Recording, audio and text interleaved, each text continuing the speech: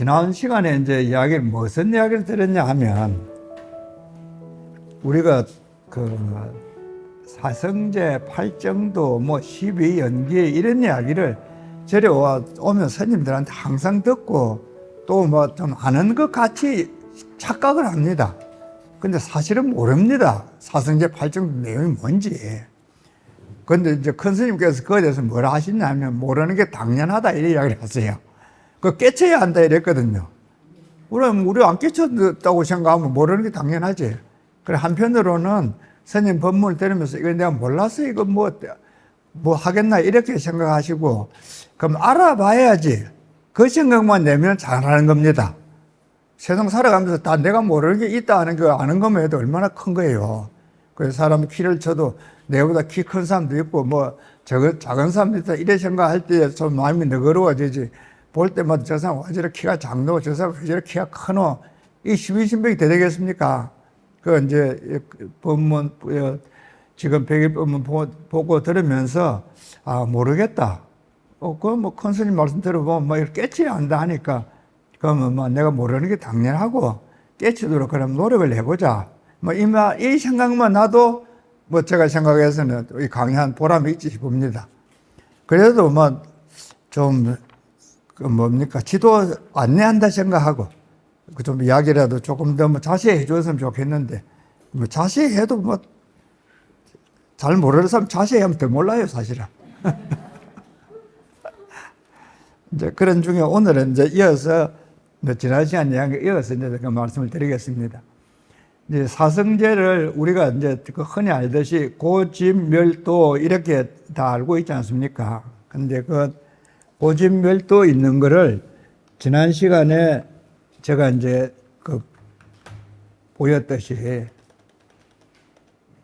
집을 이렇게 놓으면 고집멸도 요래 해가지고 하면 보통은 고집멸도 해가지고 그냥 한 줄로 쭉 써야 이걸 할 때에 그래가지고 이제 고라는 게 이제 고통이니까 집이 있고 멸이라는 그 고통이 없어지기 위해서는 팔정도를 닦으면은 고통이 없어진다. 이렇게 이제 설명을 많이 합니다.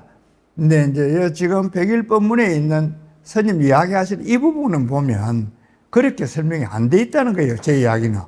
그럼 어떻게 되냐? 지금 보듯이 집재하고 멸재가 같다. 집재하고 멸재다. 이렇게 설명이 되어 있다는 거예요.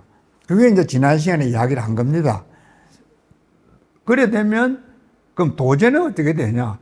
집재나 멸재가 같다 그러면 도제도 집재와 멸재와 도제 다 같은 이야기다. 단지 보는 입장 차이가 있기 때문에 위치 차이가 있어서 한쪽으로 보면 고제라고 보고 또 한쪽으로 보면 집재, 멸재 이래 할 뿐이지 도제도 역시 같은 거다. 그럼 그 같은 거를 다른 말로 하면 중도라고 한다. 그 이야기예요. 지금 이제 이야기하는 거는. 그래서 이제 백일법문에 보면 전체적으로 중도 이야기가 계속 나오는데 사제에 있어서 이야기하자면 고집멸도 사제가 다 중도를 이야기하고 있다. 그럼 집제도 중도, 멸제도 중도, 도제도 중도 다 같은 중도를 이야기하고 있다. 이렇게 이야기하는 게 백일법문에서 이야기하는 팔정도 이 부분이다. 그리고 이제 그까지가 이제 지난 시간에 이야기를 한 내용입니다. 그런데 이번 시간에 이야기를 드리려고 하는 거는 팔정도 중에 이제 그럼 뭐를 팔정도로 하냐 이제 그 이야기를 구체적으로 해야 되잖아요. 그거 보면 책 이제 교재 147쪽을 내 보십시오. 그거 보면 제일 끝에 팔정도는 팔지성도라 하는데 8가지의 성스러운 진리라는 뜻이다. 이래 해가지고 이제 그 8개 정견, 정사유, 정업, 정명, 정진, 정념, 정정 이렇게 정자 8가지 들어가는 이제 것을 이야기해서 팔정도라 한다. 이렇게 설명을 해놨어요. 근데 이제 제가 이렇게 두 줄을 나누어 놓은 거는 정견이라고 하는 부분에는 정견은 다른 말로 하면 지혜를 이야기합니다. 지금 우리 불교를 이야기하면 지혜, 자비 이래 이야기하잖아요. 불교의 핵심이 뭐냐? 지혜다. 그리고 그것이 궁극적으로 지향하는 바는 뭐냐? 자비입니다. 그 지혜 없어도 자비 있어야 돼요. 자비 없으면 뭐라 그래요? 무자비지 뭐. 자비가 없으니까. 그래도 불교를 한다 그러면서 무자비가 되면 안 되고, 하든 안 하든 간에 사람이 자비가 있어야 돼요. 근데 이제 불교를 한다 그러면 지혜가 있고 자비가 있어야 된다. 왜 부처님 말씀에서는 지혜와 자비가 이게 나누어지는 것이 아니지. 같은 거다. 뭐 어떻게 같다. 그게 중도라는 거예요, 이게. 뭐 이제 이야기를 하시는 거고, 이렇게 두 개를 나누어 보면 자비행으로서 이야기하는데 관련이 많은 게 바른 말을 하고 바른 행동을 하고 정명은 직업이거든요. 생활하는 거. 사회생활 직업을 하고 정진은 꾸준히 하는 거. 이래 하는 거를 이제 주로 여기에 해당이 되고 지혜가 있는 데는 정념을 하고 정정을 하고 이런 생각을 고요히 하는 데 해당이 됩니다. 이게 다 중도이기 때문에 정견 하나에도 이 나머지 7개가 다 들어가고 또 정진 하나에도 나머지 7개가 다 들어가요. 그래, 아까 팔정도 할 때 이게 팔정도 자체가 중도다 하는 이야기가 차례를 해서 들어가는 게 아니고 어느가 하나를 차면은 그 7개가 다 포함이 되는 그런 관계입니다. 이 선생님 처음 번역했는데 보면 팔지성도 했을 때 요 지자 뜻은 갈래가 8가지 갈래가 있다는 뜻이 아니고 8개가 각각 서로 엉켜 있다 이런 뜻이에요. 요 팔지 했을 때에. 그러나 이제 이 이해를 할 때에 뭐 정어를 해서 정업을 하고 이런 게 아니고 말을 사람이 참 잘하면은 행동하는 것도 바르게 한다. 우리 보는 경험 그대로인 겁니다. 그걸 이제 갖추어낸 하자면 이제 중도를 실천한다 이런 이야기거든요. 그게 이제 147쪽, 148쪽 여기까지 있는 이야기입니다. 보통 우리가 알고 있는 팔정도를 할 때는 이런 팔정도를 실천함으로 해서 고집 멸죄했을 때 고통이 없어지는 멸죄를 이룬다. 이렇게 이야기를 다 하고 있습니다. 그런데 이제 그게 아니고 지금 이 백일법문에서는 정견을 제대로 갖추면 이 나머지 7개도 다 갖추어지고 또 앞에 집죄나 멸죄도 다 갖추어지는 거다. 그렇게 이해를 해야 된다는 거예요. 그래서 이해하는 방식이 다르죠. 다른 거 하고. 제가 책을 하나 들고 왔어요. 이거 영어 책 맞죠? 그죠? 근데 이제 왜 지금 이 책을 가져왔냐 하면 이 출판사가 옥스포드 대학입니다. 이 책은. 그리고 영어책, 불교책 많습니다. 우리가 흔히 이야기하듯이 미국에 명상이 많이 있고 사는 거 해보면 일단 영어는 세계 사람들이 많이 쓰기 때문에 지금도 출판을 많이 하고 있어요. 영어책은. 한국말은 지금 쓰는 사람이 별로 없으니까 출판 계획 거의 안 합니다. 쓰는 사람들 그 책 누구 사겠습니까? 이거는 지금 많이 쓰기 때문에 책을 출판을 많이 하는데 이제 그 중에서 불교 출판도 굉장히 많이 하고 또 좋은 출판도 많습니다. 그런 중에 특히 옥스포드 대학에서 나왔다는 것은 대학 출판부에서 나오는 그만큼 권위가 있고 그리고 우리 흔히 이야기하는 케임브리지 옥스포드면 권위로 치면 최고지요, 뭐. 그리고 이제 특히 이 학교는 이 근본 불교, 남방 불교에 대해서 전문입니다. 이 옥스포드 대학에 하는 불교는. 그래, 우리 동국대학에서는 같은 불교를 해도 한국 불교, 화엄 불교 이런 걸 하는데, 전문을 하는데, 옥스포드 대학은 불교 분과 중에서도 남방 불교, 초기 불교 이런 게 전공하는데요. 그럼 영어는 주로 뭘 하냐? 지금 이야기하는 이 사성제 팔정도 이걸 많이 이야기를 해요. 제가 이걸 보면서 아이고 그랬어요. 여기 보면 어떻게 해놨냐? 팔정도를 수행을 해서 고집 멸죄가 없어진다. 그렇게 딱 설명해 놨어요. 옥스포드 대학에서 나온 불교학 개론에 팔정도 수행을 함으로 해서 멸죄를 얻을 수 있다. 제 이야기가 큰 스님 이야기하나 차이 나는 거 아시겠어요? 아직도 무슨 말인가 모르시는가 보다. 큰 스님 말씀은 멸죄를 얻으면 그게 바로 팔정도다. 다른 게 아니다, 같다, 이런 이야기를 하시는 거예요. 그런데 여기에서는 다르다. 어떻게 다르냐?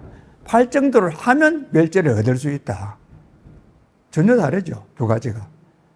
스님께서 이 이야기를 하신 데가 67년도 이 법문을 했다 하니까 67년도 그 당시에 그럼 한국 불교의 어느 수준이죠. 그때 이미 이런 수준이어서 이야기를 했는데 지금도 그런 백일 법문을 이야기하지 않는 다른 한국 책, 모든 책이라 해도 되겠지. 옥스포드 그랬으니까. 한국에 있는 거의 대다수의 스님들 또 책에서도 팔정도를 수행함으로 해서 멸제를 얻을 수 있다. 이렇게 설명을 하고 있다는 거예요. 가장 대표적으로 볼 수 있는 책이 이 책이다. 제가 보기에는. 이제 한국 불교의 어떤 위상이나 큰 스님을 보는 데서 남모계로 보았을 때 이런 점에서는 우리가 참 자부심을 느껴도 좋고 또 스님에 대한 신뢰를 가져도 좋고 그래요. 이 부분이. 그 이야기를 드린다고 이제 지금 이 책을 가져왔고 이제 이렇게 차이가 나는 게 그럼 왜 이런 차이가 나냐? 지금 이야기하던 그 팔정도에 대한 설명이 그래 전혀 두 가지가 다르잖아요. 하나는 결과로서 원인 결과를 나눌 수 없다. 그래 멸제나 도제나 같다 해서 중도로서 같다고 그래 어느 거의 원인이다 결과를 나눌 수 없다는 이야기를 하고 있고 이제 이 옥스포드 번역에서도 팔정도가 원인이고 멸제가 결과다. 이렇게 선으로 이야기하고 있으니까 이게 다르잖아요. 어디서 가면 이런 문제가 생기냐. 그에 대해서 스님이 정말 친절하게 설명을 해놨어요. 이 책 221쪽을 한번 펴보십시오.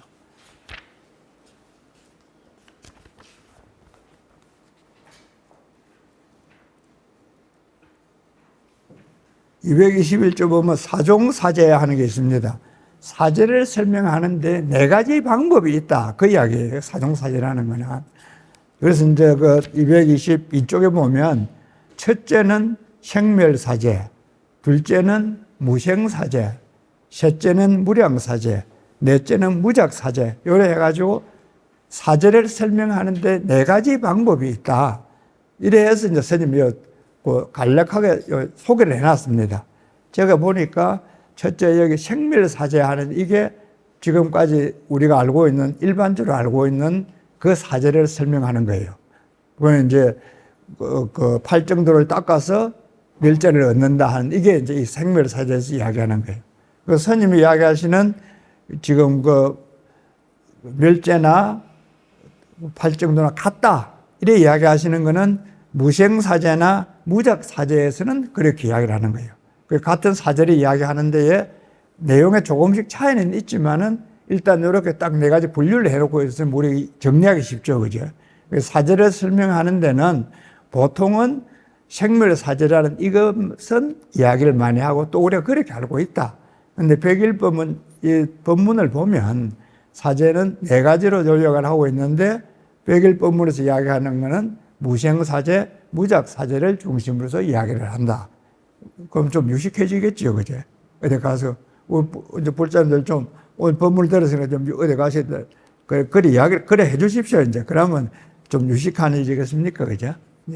어쨌든 이 사제에 대한 이야기가 이제 이 스님 여러 가지 법문 중에서 또 우리가 알고 있는 불교 이론 중에서 아주 기초가 되는 부분이, 기본이 되는 부분인데, 이제 여기 설명을 그래 스님이 잘 해주었습니다. 이제 우리 저기 한번 내볼래요?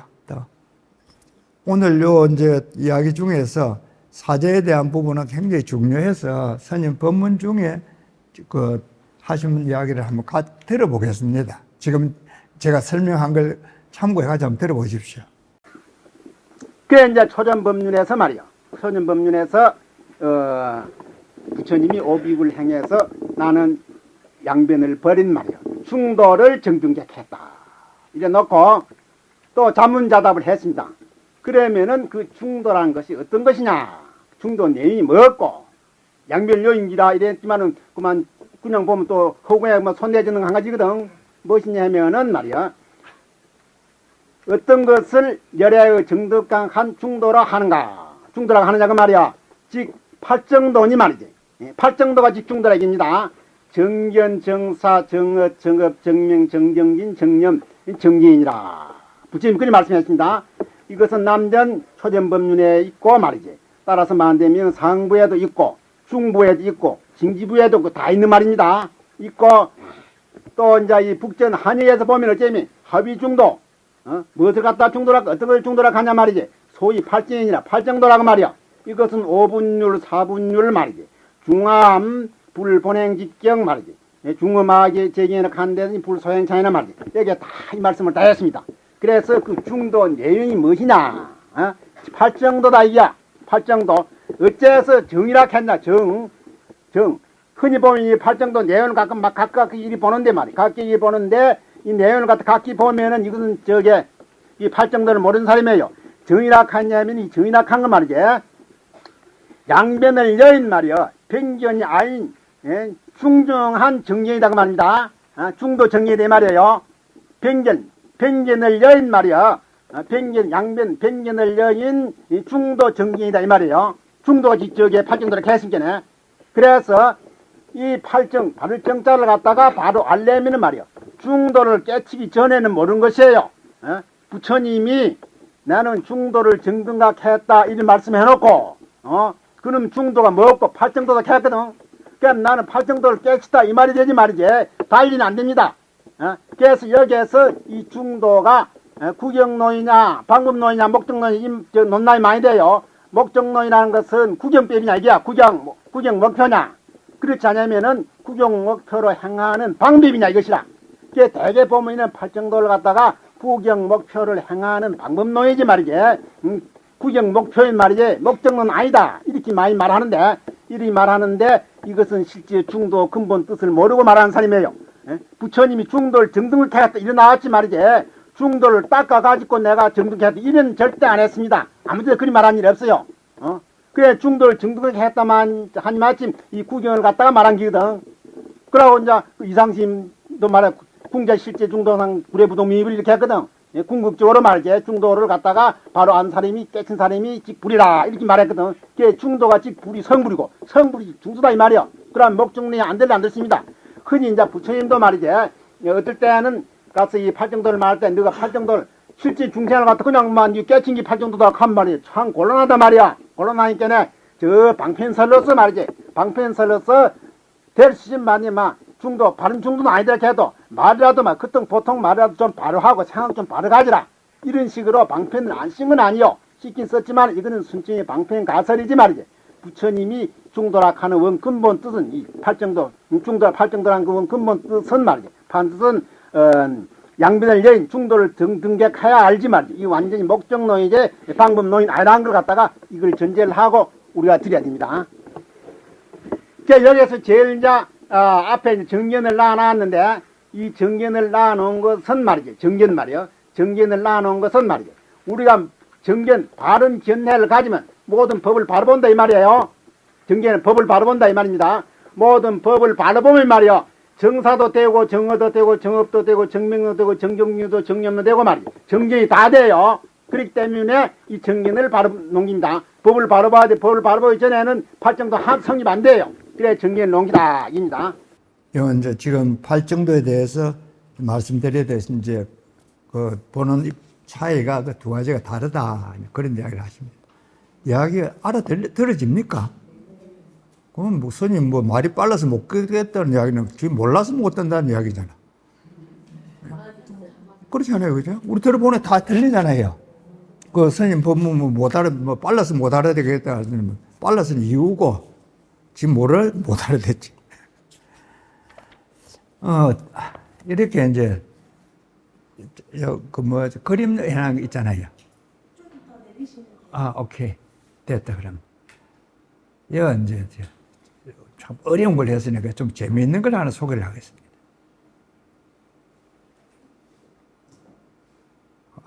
이게 전체가 안 나오네. 저거 전체가 나오게 어떻게 하면 됩니까? 그러면? 지금 이제 그 지난번에 이야기할 때에 이제 그 가전연경이 내용이 뭐냐 하는 걸 이야기할 때에 이제 유견과 무견을 없애는 것, 가전연경에서 옳지. 유견과 무견을 없애는 걸 설명을 한다. 그런 이제 그래 하는데 관련해 가지고 제가 보니까 금강산묘경론에도 그 경 이야기가 있더라. 그러면서 이제 금강산묘경론을 설하고 있는 걸 요약을 해가지고 지난번에 소개를 했잖아요. 표현은 다르지만은 내용은 같은 게 열반경에도 있습니다. 이제 그 열반경에 있는 게 이거 뭐 글이 작아져 버렸네. 이거 한번 키워봐 주세요, 그럼. 열반경에는 이제 지금 재행무상, 시생멸법, 생멸멸의, 정멸위락 이렇게 또 좀 더 켜내 보였으면 좀 더 크게 될 수 있는가?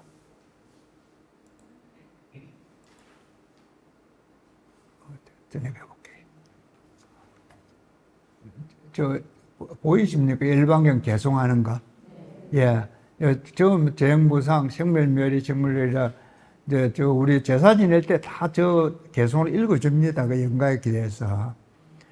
그리고 이제 같은 내용인데 조금 다른 표현을 하는 게 이제 연기법송 하는 또 이런 그 제목이 있는 법문이 있어요. 그거 보면 모든 법은 인연에 의해서 생긴다. 열에는 그 원인을 설한다. 그 법은 인연으로 소멸한다. 이것이 대사문의 가르침이다. 부처님 가르침이다. 그 말이거든요. 그래, 이제 제일 위에 부분은 모든 것이 무상한데 이런 것이 생멸법이다. 그게 이제 첫 귀절이고, 두 번째 귀절은 생멸이 없어져 버리면 정멸이고 즐거움이다. 그래, 무상하니까 왼쪽에 있는 부분은 고가 되는 거고, 오른쪽에는 정멸이 되면은 즐거움이 된다. 이래 이제 고와 낙이 서로 이제 대칭되게 고력 구조가 되어 있습니다. 근데 이제 그 밑에 연기법송 하는 거는 모든 것은 인연에 의해서 생기는데 그 법은 인연으로 소멸한다. 그러니까 위에 부분은 인연으로 해서 생긴다는 부분을 설명을 하고 있고, 밑에 거는 소멸하는 걸 생각하고 있는데, 인연으로 소멸한다는 게 인연이 소멸함으로 해서 법이 없어진다. 이거는 그래 우리가 이해를 해야 돼요. 그럼 두 개가 같은 거예요. 두 개송이 위에 거는 인연으로 해서 생겼다고 또 생멸이 없어지면 정멸이 된다. 그런 이야기고, 밑에 부분은 인연으로 해서 생기는데 그 생긴 것도 인연으로 없어진다. 인연법으로서 생기고 없어진다 한다. 이제 그런 이야기를 하고 있는데, 이제 위에 거는 열반경에 있는 개송이고, 밑에 거는 연기법송 해가지고 이제 알려져 있는데, 혹은 법신계라 하기도 하고, 법신사리계라고 하기도 하고, 그래 합니다. 그런데 이제 이 아래 부분의 개송은 이제 한문으로 되어 있는 제법, 종령기, 열애설신, 피법, 인연진, 시, 대사문설 이렇게 이제 한문으로 번역이 되어 있어요. 그리고 이제 워낙 유명한 거기 때문에 범으로서는 이제 예담마, 해투, 파부하 뭐 이래가지고 에반바디, 마사마노 이래 이제 해서 이것도 널리 알려져 있습니다. 그리고 이제 이 부분 연기법송이 더 알려져 있는 부분은 우리가 알고 있는 거 사리불 존자, 목건년 존자 이런 분들이 출가하기 전에 이제 길에서 그 아사시 비구라는 스님이 탁발하고 오는 걸 이제 길에 보고 그 스님한테 사리불 존자가 물어요. 스님은 누구를 스승으로서 수행을 합니까? 그러니까 이 부처님을 스승으로서 수행을 합니다. 그럼 뭐 그 스승이 어떤 가르침을 이야기했습니까? 그래 지금 요 이야기를 한 거예요. 예담마, 해투, 파부아바 하면서 모든 것은 인연으로 생기고 모든 것은 인연으로 소멸한다. 이 이야기를 듣고 이 사리불 존자가 저게 진리다. 그래서 이제 이 못 끊는 존자한테 연락을 해가지고 우리가 부처님 찾아가자. 이래 이제 두 분이 이제 찾아가게 되는 그런 개송으로서 뭐 사리불 스님이나 이 스님들 출가할 이야기에 대해서 항상 이 이야기가 나옵니다. 그렇게 유명한 이야기고. 또 이제 제가 찾아보니까 충남 보은사, 보은 있잖아요. 충청남도 보은, 그 공주 옆에 그 보은에 있는 오래된 절에 보은사라는 큰 절이 있었는데 그 절에 발굴을 해보니까 그 이제 3층 탑에서 사리가 나왔는데 그 사리함에 요 연기 법송이 새겨져 있다는 거예요. 요 사리함에. 우리나라에도 그럼 진작부터 이 한문이 이제 알려져서 이게 그 사람들이 알고 있었고 귀중하게 이 법문을 알았다는 거, 여겼다는 거죠. 뿐만 아니라 경주 금장사라고 하는 절에서 그 기와가 나왔는데 거기에도 보면 이 연기 법송이 새겨져 있다는 거예요. 그럼 경주 금장사니까 이건 신라시대 안 되겠습니까? 그러면 충남 보은사전이 이게 백제시대 되겠죠. 시기적으로 치면. 그럼 우리는 삼국시대에도 이 연기법송하는 이게 널리 알려져 있었고, 이제 지금 전하는 거로 치면 사리함에 생겨져 있었다니까 이게 굉장히 귀중한 법문이라고 사람들이 다 믿었다. 이렇게 보면 안 되겠어요. 그죠? 하여튼 이런 그 진리를 가지고 있는 그런 개송인데, 이제 이게 경전에서 찾아보면 열반경에 이 개송인데 표현만 다를 뿐이지 내용은 같다. 그리고 이제 이 내용은 뭐냐 하면 백일법문에서 이야기하는 이 가전연경 내용 이걸 이야기를 하고 있다는 거예요. 지금 제가 소개하는 거는. 그래서 스님께서는 지금 이야기하는 이런 이야기는 적이 없어요. 백일법문에는. 근데 이제 이 백일법문의 가전연경 내용을 이해를 하고 보면 지금 이야기 드렸듯이 열반경 개송에서도 있고 또 연기법송이라는 이런 개송도 있고 또 뭐 다른 데도 비슷한 건 여러 군데 있어요. 이제 있으니까 우리가 이해하는 데에서는 이 가전연경이라는 게 굉장히 중요한 경이고 또 백일법문에서 지금 한국 불교에서는 이렇게 소개한 게 처음입니다. 우리 한국 불교에서는. 그래서 스님께서 보시는 그런 어떤 견치라 그럴까 이제 그렇다고 이렇게 우리 믿으면 되는 거죠. 근데 이제 이런 정도로서 기록이 있는데 열반경의 요 개송에 대해서 설산 요 이제 이야기를 하면 히말라야 산에서 수행을 하는 사람이 있는데 경에서는 그냥 설산에 있다 해서 설산 동자라 그래놨어요. 그 이제 이 부분에 수행을 해가다가 문득 어디서 그 말소리가 들리기를 재행무상 시생멸법 이런 법문 소리를 허공에서 들어요. 전혀 산수가 사람도 없는데 왜 모든 것이 무상하고 이게 생멸법이다. 이 소리를 허공에서 자기가 들은 거예요. 들어봐서 이게 굉장히 중요한 법문이다. 둘러보니까 그 나찰, 그래 일종의 무서운 얼굴을 한 어떤 귀신 같은 그런 생명체인데 아주 무서운 모습을 한 생명체가 그 나무 위에 앉아 있어요. 그래서 이야기할 수 있는 사람 그 사람 할 수 있는 거는 그뿐이니까 이 말을 당신이 했냐 그래 자기가 했다는 거예요. 그래서 이 동자가 이 설산로 이 수행자가 그 뒤에 다른 또 법문이 있느냐? 있다. 그럼 그거 좀 내가 들을 수 있겠냐? 들려는 줄 수 있는데 지금 내가 배가 고파서 말을 못하겠다. 그럼 어떻게 하면 되냐? 나는 사람을 먹어야 내가 힘이 난다. 네 목숨 내주면 내가 뒤에 말을 해주겠다는 거지. 이제 이 설상 동자 그래요. 이왕 죽을 사람이 목숨인데 그 법문이라도 듣고 죽어야 안 되겠냐? 그럼 내 법문 들려주고 그 듣고 나서 그럼 내가 죽을게. 니한테 몸을 줄게. 이래 이제 그 이야기를 해야 이제. 서로 이제 약속이 되는 거지 우리 뭡니까? 파우스트 같은 그런 이제 약속이 이루어지는 거예요. 내가 법문을 하나 들려주면 내 목숨을 주마. 그래 이제 있던 그 나찰이 그러자. 그러면 내가 법문을 들려줄게. 그러면 들려주고 나면 이제 뒤에 그래 목숨을 내놔야 되는 거예요.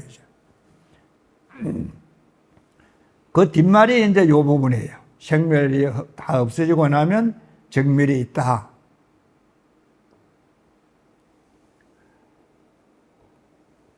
그러나 이제 지금 소개된 거로 치면 이게 이제 다른 데서도 그 표현만 다르지만 내용은 다 있는 거지만은 열반경에서는 이렇게 이제 4개 굴어서 딱 이제 요약이 돼 있어요. 근데 이제 여기까지만 돼 있으면 제가 오늘 특별히 이걸 소개를 안 할 텐데, 쭉 찾아보니까, 일본에, 요거 다시 한번 내보겠어. 일본에 이제, 그, 정창원이라는 데에, 정창원이 아니지, 법융사, 일본 법융사. 오케이, 됐다. 뭡니까? 그 셀폰 한번 보이세요, 이제. 일본 법융사에 가면 박물관에 있는데 그게 이렇게 생긴 그래 상자가 있어요. 지금 요 사진에서 보이는 상자. 그리고 이 상자에 요 보면 여러 조각이 여러 들어있거든요. 여러 그림도 그리고 오치를 해가지고 여러 조각을 여러 해놨어요. 요도 해놓고 또 위에도 해놓고 뺑 돌아가면서 여러 조각을 해놨습니다. 그리고 이제 그 조각 중에 하나가 이제 지금 요 장면인데 이제 그 나찰한테 그 설산에 있는 동자가 자기 목숨을 주겠다. 그래서니까 이제 법문을 들여서 목숨을 줘야 되잖아요. 그리고 이제 자기가 죽기 전에 그 들은 이야기를 요 제일 밑에 부분에서는 법문을 이제 듣는 부분을 이제 해놨고 그 위에 부분은 죽기 전에 이걸 그럼 세상 사람들에게 알려야 되겠다. 이래가지고 이제 바위에도 쓰고 나뭇잎에도 막 쓰는 장면이에요. 이 장면은. 그리고 이제 이 나찰이 이제 여기 이 나무 위에 있는데 이 수행자는 자기 몸을 이제 자기 할 건 이제 다 했으니까 이제 그 나찰한테 이제 바치는 거예요. 이 장면이. 왜 요 공중에 이제 이 나찰 수행자가 떠 있죠. 공중에. 그 이제 제일 아래 부분은 지금 요 표현시 있는 요 부분에 나찰이 이제 앉아 있으면서 둘이서 이야기를 주고받고 그 법문을 들은 거를 이제 일부분 내고 와서는 나무에도 새기고 바위에도 요 바위에 새기는 부분이 돼 있어요. 경에 보면 나무에도 새기고 바위에도 새기고 이래 해놨어요. 그래 새기고 그 다음에 이제 몸을 던져서 나찰에게 자기 몸을 내주는 장면이 요 장면이고 그러면 이제 나찰은 요게 이제 표현이 돼 있어요. 요런 그림이 요 상자에 새겨져 있다는 거예요. 그래 지금 이야기하는 이 가전연경의 이야기가 경으로는 그래 있는데 이제 지금 이야기하듯이 그 열반경에도 그렇게 있고 또 연기법송으로서도 그렇게 있고 불교 전체적으로 쭉 이렇게 이야기가 내려오고 있고 특히 일본 그 법융사에 있는 요 상자에 그렇게 그림으로 남아져 있다. 근데 왜 지금 이걸 굳이 소개를 하느냐 하면 요 법문 중에는 요런 법문도 있는 거예요. 부처님이 전생에 수행자였을 때 길을 가다 보니까 언덕에서 이제 본 거예요. 호랑이가 새끼가 6마리인가 그래 있어요. 8마리인가 뭐 6마리 있습니다. 근데 이제 그렇게 자식을 새끼를 놓고 나니까 이제 그래 호랑이 애미가 힘이 없어서 이제 애들 죽게 된 거야. 그럼 뭐 어쩌야 되겠어요? 언제 부처님 보고 내가 그럼 이제 그럼 자기가 이 호랑이에게 목숨을 주면 그러면 이게 이제 애미가 힘을 얻어서 새끼들 다 살릴 거 아닙니까? 그래서 이걸 이제 부처님이 몸을 버려서 호랑이에게 생명을 주었다 해서 이제 호사동가 해서 이거 굉장히 유명한 그런 일화입니다. 요 이야기가. 이건 웰르반경에는 없어요, 이제. 어쨌든 부처님의 전생 이야기를 하는데 요런 이야기들이 이제 쭉 전해 내려왔는데 보살로서는 뭐 이렇게 큰 보살이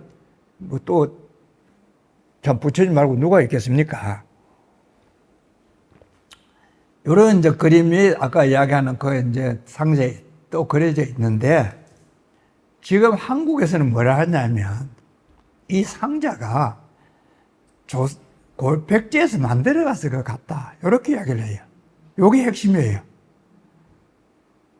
일본 법융사에 가서 이 상자 본 사람 혹 있습니까? 없죠. 오늘 이 이야기 처음 아니고 들은 사람이 있습니까? 처음이지. 돈 많이 내야 되겠네. 아니, 저는 이걸 가서 봤거든. 이 상자도 보고 또 이 이야기도 듣고. 이 이야기를 이미 알았기 때문에 가서 이걸 유심히 봤어요. 그 알고 이제 가서 거니까. 어쨌든, 여기서 이제 부처님이, 그래, 이때는 그래, 이제 그래, 보살이지. 밑에 이제 호랑이가 새끼들 때문에 이제 다 죽게 됐는데, 이래 이제 뛰어내리는 장면을 요래 해놨어요, 이제. 또 요게 이제 이 중심으로 해가지고, 요 왼쪽으로는 아까 이제 보듯이 그 나찰한 때 이제 그 연기 법성을 듣고 이제 몸을 주는 장면이고, 요쪽으로는 그럼 이제 반대편도 안 되겠습니까? 그죠? 여기는 이제 호랑이한테 몸을 이제 버리는 그런 장면이 새겨져 있어요. 요 상자 자체에. 그리고 이제 요런 상자를 감이라 그래요. 이제 원래는 그럼 이거 뭐 어떻게 쓰겠느냐? 요 안에 문을 열면은 관세음보살님이 들어 있습니다. 요래 생긴 거를 불감이라 그래요. 부처님을 모시는 거라 해서. 불감이라 하는데, 이 불감이 일본에 지금 보관은 하고 있지만은 한국산에 볼 때는 이거는 백제에서 만들어간 불감이다. 지금은 이래 이야기를 합니다. 그러면 법률사에서 그렇다, 그래 하겠습니까? 어림도 없죠, 그제? 그런데 이제, 어쨌든 뭐 이런 이제 자료가 있는데, 뭡니까? 나중에 그 셀폰에 찾아보이소. 존 코벨, John Carter, 카르터 코벨, Covell, John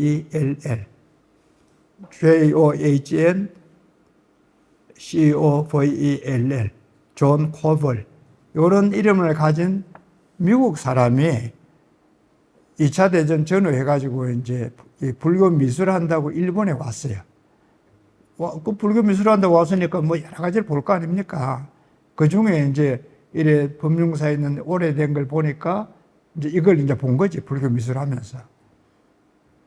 자기가 봐서도 이건 일본에서 일반적으로 볼 수 있는 그런 게 아니에요.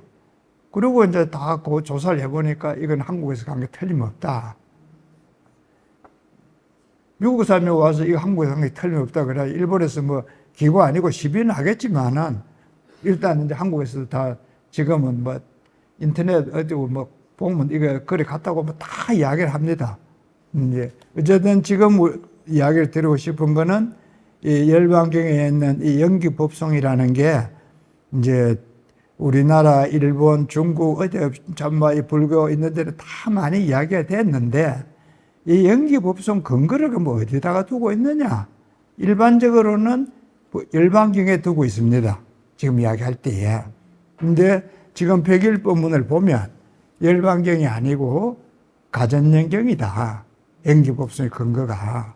지금 제가 이야기를 드리고 싶은 건 이 부분이라요. 그럼 이 가전연경은 뭐 어떻게 그럼 우리 때 몰랐냐? 어떻게 몰라기는 뭐 내용을 모르고 있었으니까 이게 연결이 되는 모르는 거지. 그 뭐 세월이 그래 많이 흘렀는데 이제 지금에서 보면 그러면 참 뭐 진작부터 이 가전연경의 중요한 경이고 또 이제 우리 이 불교 문화사든지 여러 부분에서 이 연기법송에 대한 그런 기록들을 다 살펴볼 수 있다. 이제 이래 정리를 하면 되겠습니다. 근데 이제 코벨이라는 사람이 이거 한국에서 갔다는 걸 증명하는 방법 중에 하나가 이 호랑이를 본 거예요. 일본에는 호랑이가 없대요. 호랑이도 없는 나라에 호랑이가 생길 리가 있습니까? 기본적으로 그게 첫째예요. 일본에는 호랑이가 없다. 한국에는 호랑이 많아요. 그런데 지금 호랑이 없어. 왜 없었겠어요? 그렇지. 일본 놈들이 와서 다 잡아갔잖아. 일본에 잡아간 게 아니고. 그 이제 1910년도 합병되고 나서 일본 사람들이 와서 한국에 호랑이 가죽 가져가면 출시의 상징이 되니까 호랑이 잡으면 돈 줬다 하잖아요. 그래 이제 잡기는 한국 사람이 다 잡은 거야. 그렇지. 포스들이 잡아가지고 이제 일본 사람 돈 내고 돈 주고 사왔으니까. 일본에는 호랑이가 없다 기본적으로. 근데 이 호랑이는 그러면 일본에는 없는 호랑이가 그럼 어디서 이 그림이 왔냐? 그럼 한국에서 왔다. 그럼 이 호랑이가 그럼 한국에만 있냐? 그건 아닐 거 아닙니까? 그래서 이제 여러 가지 자료를 해보니까 한국산 호랑이가 맞다. 이분 결론이에요. 참 뭐 동물원에 호랑이가 이렇게 참 중요한 자료를 이야기를 해야죠. 근데 이제 이 사람, 이 코벨이라는 책을 지금 이 이야기 하는 걸 제가 찾아가지고 봤거든요. 그거 보면 이제 이런 이야기도 있고, 다른 이야기가 있는, 또 이제 좀 유심히 들을 이야기가 있는데, 일본의 대덕사라는 절에 가보니까 자기 생활한 거예요. 고려 불화를 1년에 한 번인가, 한 일주일 중에 하루 이제 내가지고 이렇게 바람을 씌우는 거예요. 그냥 놔도 뭐, 그 습기도 끼고 이랬으니까 1년에 한 번 날씨 좋은 날 내서 바람을 씌우는 거예요. 그 이제 대덕사라는 절에 아주 좋은 고려 불화가 있어요. 그래서 그걸 보려고 그러면 자기가 그날 딱 맞춰 가야 그거 한번 볼 수 있는 거야. 그리고 그건 정해진 날이 아니니까. 그때 처음이니까. 한국을 와보니까 어떠노? 봄에 왔던 절에 저 좋은 그림이다. 가을에 와보면 그림이 없다는 거야. 그 어째서입니까? 뭐 좀 고친다고 해야죠. 싹 칠해버렸다는 거야. 뭐 어떻게 해요? 고친다 그러면 칠해버렸다는데. 그런 게 한 건이 아니라는 거야. 자기가 와서 보니까. 너무 자주 있더라. 한국 사찰에는 오래된 게 있는 건 확실한데 보존을 일본하고는 비교가 안 되게 잘 못한다. 이게 이 사람 주장이에요. 그러고 가만히 돌아와서 뭐 생각해 보면 뭐 참 보존 개념이 없죠. 뭐 되게 정말 잘 못한다. 그래서 제가 이야기하잖아요. 뭐 팔만 대장경 일본에 갔다 뭐 해서 일본에 갔다 일본 놈들 가져갔다 훔쳐갔다 뭐 욕을 했었는데 욕할 거 하나도 없다.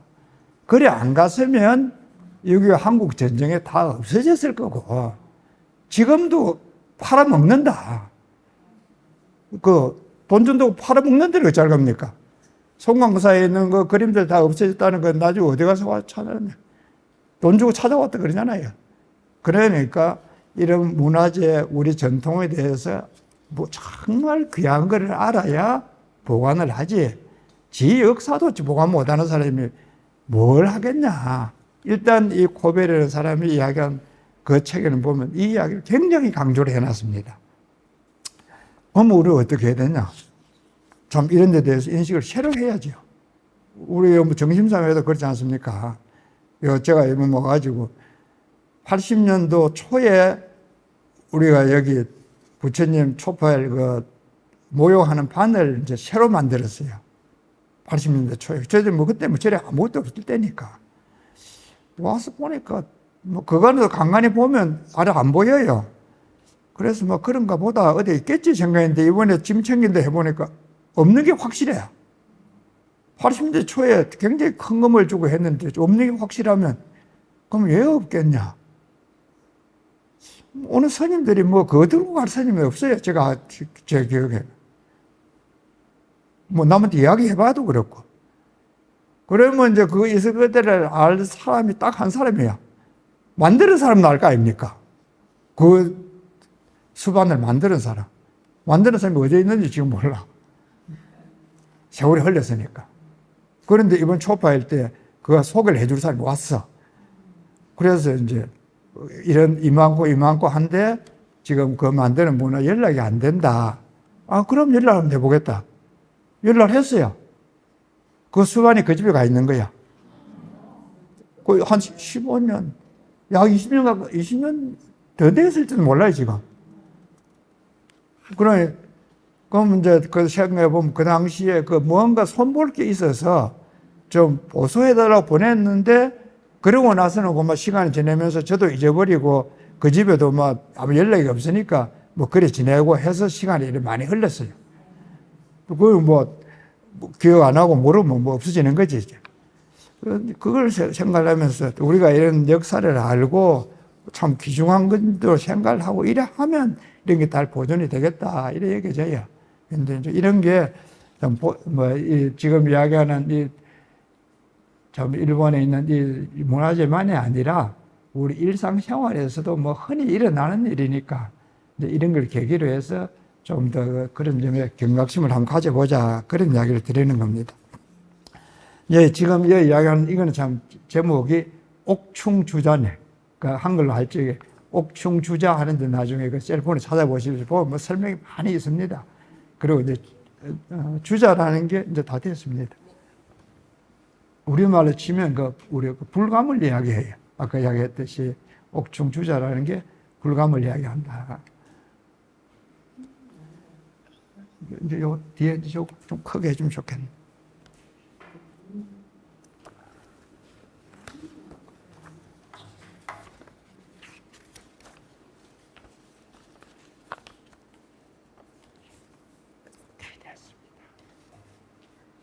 다시 이제 그 백일품을 이야기하고 있는 이론으로 다시 돌아가 보면 그 346쪽에 삼재계 하는 게 나옵니다. 교재 346쪽에.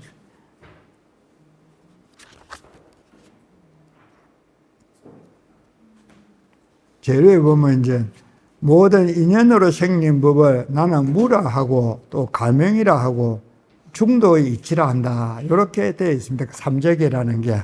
그래서 이제 인연으로 그 밑에 이제 한자는 해놨잖아요.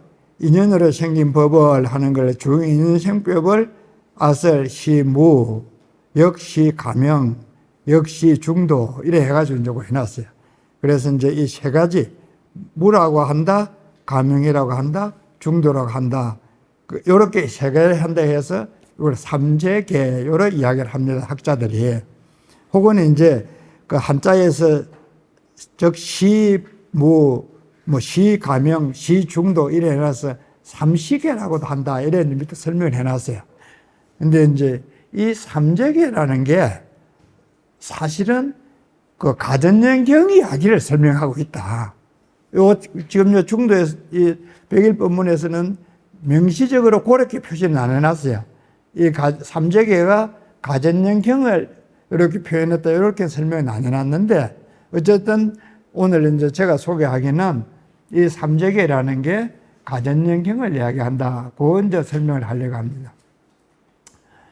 지난번에 이제 이야기할 때, 오늘도 그렇죠. 고집멸도 할 때 집이라는 게 어떤 거냐. 이제, 무견을 없애기 위해서 집절을 설명한다. 이래 하면서 설명하는데 보면은 인연법이라는 것이 생겨난 것을 보면은 인연에서 생겨난 걸 보면은 없다고 할 건 없으니까 없다 하는 개념은 떠난다. 이렇게 되잖아요. 먼저, 그죠? 인연에서 생겨났으니까. 그래서 이제 인연법을 보면은 무라고 하는 개념을 떠난다. 이래 이야기를 하거든요. 가전연경에서. 그런데 그 다음에 이렇게 인연으로 생겨난 것을 바르게 보면 그러면 생겨났다 할 게 없다. 그게 두 번째 문장입니다. 가전연경 이야기를 할 때에. 근데 이제 그 인연에서 생겨났는데 생겨난 게 없다. 이게 무슨 말이냐? 우리 모르겠다. 그래서 제가 지난번 설명을 하기를 얼음에 물이 되는 비유가 지금 이런 비유다. 얼음이 녹아서 물이 됐는데 모습만 변했을 뿐이지 생겨난 건 아니지 않느냐. 근데 우리는 생겨났다고 이야기를 하니까 그건 아니다. 이런 점에서 가전연경에서 이야기하기를 그걸 바로 보면 그냥 생겨난 건 아니다. 그렇게 이야기를 한다. 근데 이제 이 이야기를 이제 금강산매경론에서도 똑같이 하고 있다. 인연으로 생겨난 거는 생겨난 것이 아니고, 그러면 이제 한쪽으로서는 소멸한 것이다. 그렇게 이야기를 하고 있는데, 생겨난 것이 아니다 하는 점에서는 생겨난 게 아니니까 있는 게 없지요. 생겨난 게 아니니까. 그래서 이 삼재계에서는 무라고 이야기를 하고 있어요. 생겨난 게 아니니까 없으니까. 또 이제 없어졌는 부분에서는 생겨났다는 부분은 여기서는 지금 없어졌다는 이야기만 했는데 완전히 없어진 것도 아니에요. 또 조건이 되면 또 생겨나. 그래 없어졌다가 또 생겨났다가 없어졌다가 또 생겨났다가 요래 해가는 점에서 없어진 것도 아니고 생겨난 것도 아니다. 이래 이야기를 하는 거라고. 그래 이제 있는 거로 치면 있어. 그래 임시적으로 있는 거기 때문에 가유라 이래 이야기를 했어요. 또 본질로 치면 없어요. 그래 없어진 거예요. 그거는 그래, 있다, 없다 하는 게 우리가 봐서 있는 상태를 봤을 때 있다 이야기한 거고, 없는 상태를 봐서는 없다 한 거지. 사실은 있다 해도 안 맞고 없다 해도 안 맞는 거요. 다시 말하면 있다 해도 맞고 없다 해도 맞는 거요. 우리 샤워에서 볼 때 똑같지 않습니까? 비유할 때 물그릇에 물이 지금 반이 남았냐, 반이 없어졌냐. 남은 그릇일 때는 반이 있는 거고 없어질 때는 반이 없어졌다고. 있다 하기도 하고 없다 하기도 한다.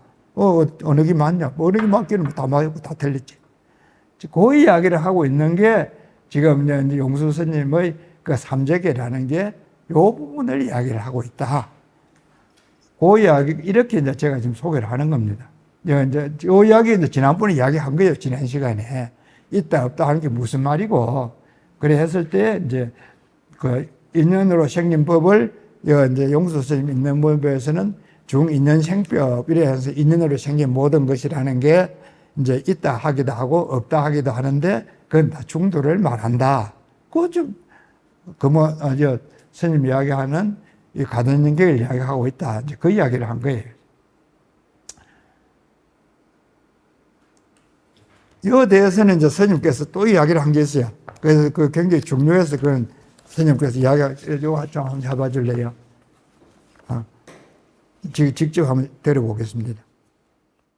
인용을 했어요. 이건 또 뭐냐면은 이 가전정경이 우리 불교 역사상 말이야 아주 큰 비중을 가지고 있더라 하는 이걸 갖다 증명하기 위해 산 소리야. 그러고 용수가 말이지 용수보살이 중론을 갖다가 지어가지고 말이지 최사 현정에서만 안 되면은 불교 시대에서 말이야 변견 말이야 유견이 아니면 무견이고 무견이 아니면 유견 소승 변견을 갖다가 부사비리고 말이야 부사비리고 일승 말이야 중도 일승을 갖다가 이제 회복을 벗고 시있단 말이야 벗고 시있는데 그 중론 가운데 무엇이냐면은 오직 가전영경 하나만 인용을 했어요. 가전영경 하나만 인용했지. 그래서 이제 보통 학자들도 볼 때 말이지 중론이라는 건 순전히 가전영경의 의제 성땡 그건 확실합니다. 확실한데 그 가전영경을 의지해가지고 결국만 중론을 짓고 말이지 그 인용한 거는 경이름 나온 건 가전영 하나밖에 없어요. 가전영 그마침 이제 용수보살도 말이지 가전영경을 갖다가 불교 말이죠. 부처님 근본 불교와 근본 골자를 삼았더라 입니다. 이제 그 중론에 나오는 것이 중주 가전영 사생이 딴 건 안 것도 신기네. 불능멸 유무는 말 부처님이 능히 유무를 갖다가 멸한 것은 말이지. 여와 가전영이 만든 가전영을 갖다가 교화시용과 같다가 말이야. 경중지 소설에 만들면 경중의 설한 바에 말이지. 수유 성물 여기 수유 역 수무료 하니라고 말이야. 그러면 유화 문역하는 건 말이지 틀다. 누가 또 있다 해 누가 없다 하냐 말이야. 예? 유견도 틀리고 무견도 틀린데 실제에서 말하면은 정리해놓은 것은 중수다. 유물 완전히 떠나서 유물 갖다가 바라보는 것이 유물을 바라보는 것이란 말이야. 유물을 바라보는 것이 이게 정경이다. 이것이 우리만의 부처님 바른 불교다. 그게 이제 그 중론의 말이죠. 중론 근본성에 이 말을 갖다가 말씀했습니다. 그마침 이제 아까 말하는 말이지 부처님이 돌아가실 때 말이지 돌아가실 때 딴 법문을 가 있고 말씀 안 하고 가전영경을 가 있고 아나니에게 부탁을 했고 그러고 또 따라서 말한다면은 그 뒤에 또 가전영이라는 사람이 말이지 가전영 비구가 있어가지고 발진론을 찌는데 불교 일종 총론이 그것도요 찌는데 거기에 따라서 500나하니 말이지 대비화선을 100공을 찌는데 여기에도 근본이 어느 곳에 서가 있었냐면은 가전영경에 서가 있었어요. 서가 있고 또 그 뒤에 이제 용수보살이 말이지 변견을 갖다 부수고 최사현정에서 말이지 부처님의 근본 불교를 갖다 중도 일승을 회복시키려고 할 때 말이지 갈 때 중론을 지어가야 했는데 말이야 거기에 이제 이 가진영을 갖다 근본을 삼았더라 입니다. 근데 그 밑에 가서 이제 경액은 심약 재정하면 능지 세간 생멸법상 하나니라 이렇게 하거든. 요것은 마하지간에 천대 스님을 말하는 마하지간에 있는 사람들이야. 그런데 생멸법상 아까 생멸을 바라본다 이렇게 하거든. 생멸을 바라본다 이렇게 했는데 이것은 어떻게 하면 생멸을 바라볼 수 있냐 이게요. 심약 경에 말씀하 이건 어느 게 나오는 건 나 자식 못 찾아봤어요. 마하지간에 있는 그대로 인용합니다. 경에 말씀하시기를 갖다가 심약 재정하면 남이 만님이 정에 있다면 언제 정중에 있다 정이라는 건 완전한 차별심을 떠난 걸 얘기합니다. 생멸심 떠난 기라고 말이야. 완전한 분별심 생멸심을 떠날 것 같으면은 말이야 능지 세간 생멸법상이야 능지 세간의 생멸법상을 안다 이렇게 했단 말이야 부처님 말씀이. 그러니까 아까도 백년이 생기는 이유는 말이지 생멸 분별 때문에 그렇다. 부처님 그런 말씀하거든. 그래서 누구든지 생멸 직책심만 말이지 분별 직책심만 떨어지면은 생멸을 바라본다 이렇게 했단 말이야. 그 말씀에 똑같은 말이에요. 요 좀 더 드러나게 하기 위해서 한 겁니다. 만약 누구든지 분별심을 다 수입 들고 만약 한 번을 정해 이제 저게 입에 처하게 된단 말이야. 분별심 완전히 떠난다 이 말입니다. 분별심이 완전히 떠나면은 세간의 생멸법상을 갖다 알 수 있다. 이렇게 했습니다. 이제 지금 이야기하듯이 이제 그 가전연경이 용수보살 그 삼재계 하는데 근본은 꼭 내용이 같다. 이제 그 이야기를 소개를 했습니다. 또 이제 책 전체에서 저렇게 근본으로 했다. 그 이야기는 있는데 어떤 부분이 있냐, 그거는 지금 설명이 없어요. 근데 이제 제가 이렇게 보니까 이렇게 좀 같은 이야기를 하고 있구나. 그럼 어딘가 또 찾아보면 다른 누군가 또 해놨겠죠. 뭐, 원영 선생님 처음 하는 게 아니라. 근데 어쨌든 우리가 이제 지금 생각해야 하는 거는 이 백일법문에서 그 컨셉 이야기하신 이런 부분들이 뭐 지금 우리로서는 뭐 아는 것도 있고 모르는 것도 있지만은 부처님의 이야기를 정확하게 이야기를 좀 전하고 있다. 이건 확실히 우리가 이야기를 할 수, 믿을 수 있는, 믿음을 가질 수 있는 부분 아니겠습니까? 그러고 이제 그 다음 부분에는 38쪽 내 보십시오. 교재. 됐습니다. 그 다음에 없어. 그 보면 이제 그 법성계를 이야기하고 있거든요. 우리가 예불 할 때 하는 그 법성계입니다. 그 이제 38쪽에 보면 법성은 원용에서 두 모양 없으니 모든 법이 움직이지 않고 본래 고요하다. 이거는 깨친 지혜로서 알 것이고 당이런 경기로서는 알 수가 없다. 그렇게 이제 되어 있는 법성계 부분을 인용해 가지고 이제 법성계에 대한 설명을 하고 있는데, 제가 보기에는 이 법성계도 시기적으로 치면 이건 600년, 650년 이때 되니까 의상스님이 화엄경을 공부를 하고 지은 글입니다. 이거는. 그래 이제 쉽게 생각하면 화엄경을 요약한 글이다 이렇게 생각하면 되거든요. 법성계는. 근데 여기 이제 지금 의상스님이 설명해놓은 요 부분은 가전연경 저기서 설명하는 거 똑같은 이야기를 하고 있다. 그래서 제가 이제 그 하나 대비를 해놨어요. 법성은 원에서 두 모양이 없다. 법성에 두 모양이 없다 하는 거는 부동하는 게 움직이는 게 동이고 안 움직이는 게 부동이에요. 그게 그 두 모양이라는 게 이것은 그렇다는 거예요. 아까는 유와 무와 해서 두 모양이 있잖아요. 여기에서는 움직이느냐 안 움직이느냐 해서 동부동이라는 거예요. 법성에는 동이나 부동이 없다. 그래서 움직임이 없고 부동이고 또 본래 고요하다. 그거를 정멸이다. 이래 할 수 있는, 이렇게 표현을 했어요. 그 요약을 해보면은. 그 법성계에서는 법성이라는 것은 부동이 없은 걸 법성이고, 그건 움직임도 없고 정멸한 것이다. 이렇게 이야기를 하고 있는 게 법성의 내용이다. 근데 그 이야기는 아까 이제 이야기 드렸듯이 사성제 이야기할 때 멸제예요. 멸제 생멸법 해서 생멸을 없애면은 그것이 멸이 아니고 새로 생겨나는 것이다. 이렇게 소개를 했어요. 지난 시간에. 그래서 이제 생멸이 없어져 버려서 생멸을 없어져 버리면은 그것이 새로 생겨나는 것이다 하는 것은 정멸이 새로 생겨나는 것이다. 그런 내용을 이야기를 하는 거고, 생멸이 없어지면 멸하는 것이 아니다 하는 것은 법성계에서는 동이 없어지지 않는 것이다. 그걸 이야기하는 거다. 그렇게 제가 배대를 해서 설명을 해놨어요. 이게 이제 움직인다, 안 움직인다 이런 것으로 그 두 가지 모양이라 할 때에 움직임이 없는 것을 부동이라 하고 움직임이 있는 걸 동이라 그럽니다. 그런데 이제 동이 없어지면 부동인데 부동이 없어지면 어찌 되겠어요? 부동이 없으면 그냥 부동이에요. 그거는 따로 것이 없어요. 그 이제 부동이 없어진 거는 멸한 것이 없어졌다 해가지고 멸하는 게 없어지는 게 따로 있는 게 아닙니다. 그때는.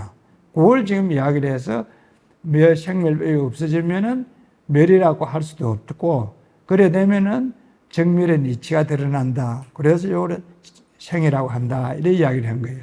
먼저 지난번에 설명을 할 때에 생멸법이 멸한다 하는 걸 보면은, 그러면 있다.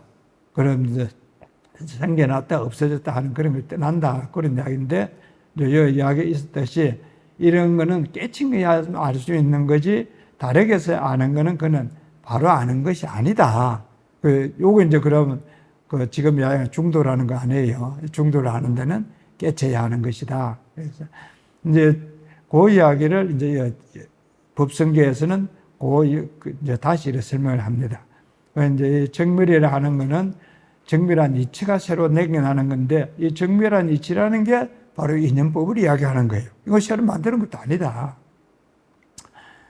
여기까지가 이제 지금 가전연경에서 이야기하는 있다 하는 견해, 없다 하는 견해, 또 이제 연기법송이나 이런 데서 이야기하는 있다 하는, 없다 하는 그런 견해에 대한 거를 이제 다른 이야기, 이제 이론에서 봐도 그건 기본적으로 같은 이야기다. 그래 이제 그 이야기라는 게 한마디로 하면 중도라는 이야기가 되는 거고, 이제 설명을 하자면은 있다 없다 하는 그런 이제 분별하는 걸 없애는 걸 이야기를 한다. 그래 이제 요약이 됩니다. 그런데 처음에 이제 소개할 때 가전연경에 무견을 없앨 때에 또 유견을 없앨 때 두 개를 구분해서 이야기를 했잖아요, 제가. 그래서 스님 법문해 놓은 것들 보면 집재를 이야기한다 그러면서 무명행식 이렇게 이야기를 쭉 해요. 그리고 그걸 무견을 없앨 때는 그렇게 설명을 해서 우리가 이해를 하는 거예요. 유견을 없앤다 하면서는 또 그러면 멸재를 이야기해가지고 무명이 없어지고 행이 없어지고 쭉 멸재를 이야기를 해요. 그러면 이게 유견, 무견이 지금 저는 분명히 두 개 다르게 이야기를 하고 있잖아요. 무견을 없앨 때는 삼재계를 예를 들어서 이야기를 했고, 유견을 없애는 데는 법성계를 이야기를 들어서 이야기를 하고 있어. 그럼 두 개 다 같냐? 우선 좀 다른 것 같잖아요. 그래 다르게 두 개를 이야기했겠지. 다르다고 봐요. 다릅니다, 이거는. 그래, 우리가 지금 생활하면서 주변에 많이 듣는 참선해서 도를 통하고 이런 이야기를 많이 하는 거는 법성계에서 이야기하듯이 유견이 없어지는 이런 데에서 분별심을 없애는 게 핵심이에요. 참선할 때에. 끊임없이 분별하지 마라 이런 이야기를 하잖아요. 그런데 이제 분별심을 일으키는 그 분별심이 유견이야. 있다고 생각하는 그게 유견인 거예요. 그리고 이제 무견이라고 했을 때는 그런 견해가 없다고 처음부터 생각을 하는 거예요. 그래서 지난번에 제가 비유를 안 합니까? 내가 집을 살아가면서 살 집 1번을 딱 가지고 있는 거야. 가지고 있으니까 유견이에요, 이제. 여기 가서 보니까 지가 지 생각, 보면 자기 생각 딱 맞지 뭐. 바르지 않다. 이 생각을 없애야 바른 집을 산다. 무견은 갈 때부터 나는 그런 생각 없다 그러는데 영분을 가져가는 거예요. 아무리 찾아봐도 영분 없지 뭐. 그러면 이제 자세히 살펴보면 영분이 있다. 아무것도 없는 건 아니다. 그게 이제 지금 여기 이야기하는 무견을 없앤다 하는 거예요. 자세히 살펴보는 방법이 용수 스님이 이야기하는 삼재계를 설명하는 부분이고, 이제 분별심을 일으키는 걸 없애는 게 이제 유견을 없애야 하는 법성계에서 이야기하는 그런 방법이다. 그래서 설명하는 방법에도 두 가지가 다르고 수행해가는 방법에도 두 가지가 다르다. 이게 이제 제가 이야기하는 결론입니다. 이 부분에서는. 그럼 스님 혼자서 결론 내려도 되냐? 저도 그럼 검증을 해봐야 돼요. 이거 검증이 이제 이 다음 이야기가 있는 게요. 이 큰 스님 법문집에 보면 이제 보장론이라는 책을 인용하고 있는데, 그거 보면 이제 있다는 것을 알면 있다는 것이 없어지고, 없다는 것을 알면 없다는 것이 없어진다. 그래가지고 유견을 없애면은 유견이 없어지고, 무견을 알면은 무견이 없어지고, 이제 그렇게 두 개를 나누어서 설명을 하고 있어요. 그래, 이건 유와 무가 서로 나누어서 이루어진다는 그런 이야기죠. 또 이제 화엄경을 인용하고 있는데, 그거에 보면 법이 생기는 거 있고 또 법이 멸하는 거 있고 같이 이제 인연법을 이야기하지만은 법이 인연하기 때문에 생기고 인연하기 때문에 멸한다. 아까 이제 그 연기 법성할 때도 그게 있잖아요. 이제 그런 이야기를 이제 하고 있습니다. 어쨌든 지금까지 이야기에서는 큰 스님 이제 백일법문 중에 가전연경을 중심으로 해가 볼 때에 우리가 그 12연기법을 이야기하면서 멸제에 대한 설명은 많이 하는데 멸제가 어떻게 이루어진가는 설명을 하지만은 멸제를 통해서 무견을 없앤다 하는 이 부분에 대한 설명이 충분하지 않습니다. 이런 점에서는 지금 이야기 드리듯이 이제 삼재계를 원화하든지 또 금강삼매경을 원용을 하든지 이래 가지고 보면은 이런 아무것도 없다고 하지만은 사실은 생멸하는 걸 유심히 정말 마음을 다해서 관찰해 보면은 생멸하는 속에 생멸하는 이치가 있다. 지금 중요한 건 이 부분이에요. 생멸하는 건 현상이고 생멸하는 이치를 봐야 된다. 이게 연기라는 거예요. 그러면 이제 이 생멸하는 걸 그러면 유심히 본다는 거는 그러면 깊이 생각을 하고 보는 거죠. 그러면 그 생멸하는 이치를 볼 수 있다. 또 유견이라고 해서 분별을 해서 있다 없다고 자꾸 집착을 하는데 그 집착하는 이치를 그거 집착하는 걸 유심히 보면 깊이 관찰해 보면은 그렇게 집착하는 것 있지 않다. 그걸 그럼 아무것도 없냐? 그렇지 않다. 그것도 연기법의 이치가 있다. 그 도달하는 결론은 같아요. 연기법의 이치가 있다. 그러나 도달하기 위해서 하는 방법에는 무견에 의해서 관찰하는 거하고 유견에서 관찰하는 건 다르다. 그게 이제 두 개 지금 이야기하고 있는 오늘까지의 이야기 결론 부분입니다. 그 외에 뭐 또 여러 가지 이야기들이 많이 뭐 이야기해 볼 수 있겠습니다만은 요 두 가지를 꼭 염두에 두고 보면 많은 부분들이 이해가 안 되겠나 그래 그게져요. 그래 다음 시간에 그렇게 이해를 하시고 집에서 이제 백일법문 또 이제 수시로 읽어 보십시오. 우리 앞부분에는 아는 것 같아도 뒷부분에는 모르고 앞뒤 가보면 뭐 아는지 모르는지도 몰라요. 이제 그래 되면 그 모르는 거잖아요, 그지? 어쨌든 이렇게 스님 법문학 이건 굉장히 좋은 법문을 했고 좋은 책이다.